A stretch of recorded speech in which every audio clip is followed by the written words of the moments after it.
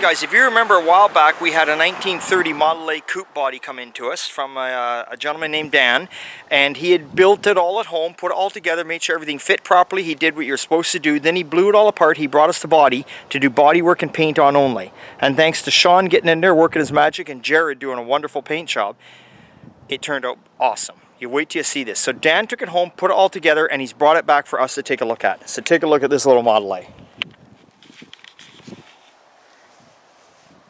Obviously he's running a 32 grill shell. He's got your steely wheels on there. He's got a small block little Chevy 350 of tri-power. He says the engine's is basically stock, nothing done.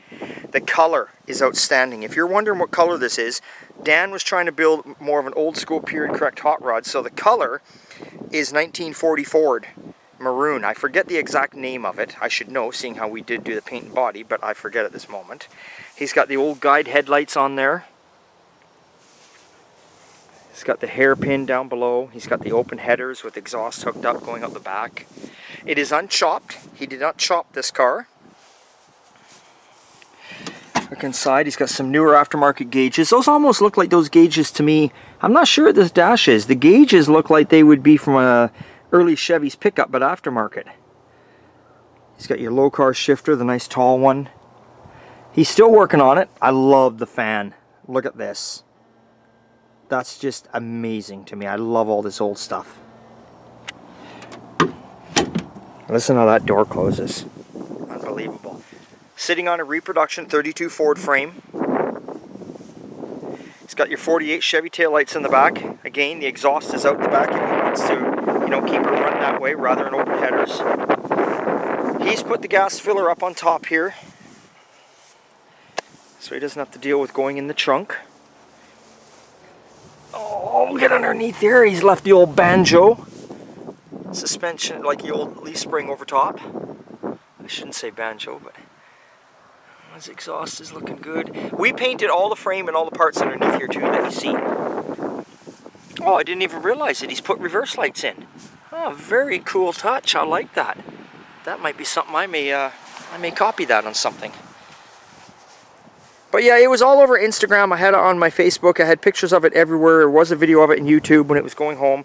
Like I say, he took it home. He bolted her all back together.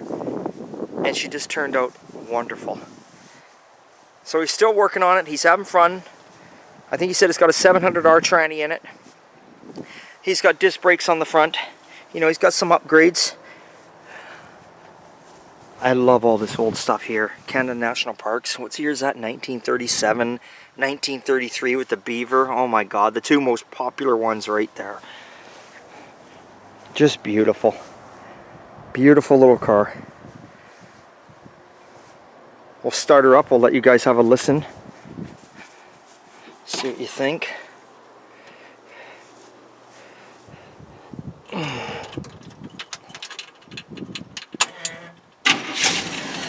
Look at that. Man, you don't get any better than that.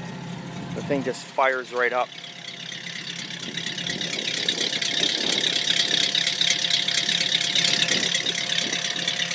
Nice and quiet.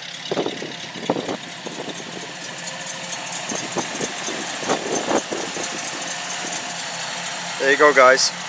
So if you want to see the kind of stuff that we're building, this is us. This is Old Time Garage. Come down, check us out, give us a call, see what's happening. This is what we do. Okay, remember, it's always a good time at Old Time, and we'll see you next time.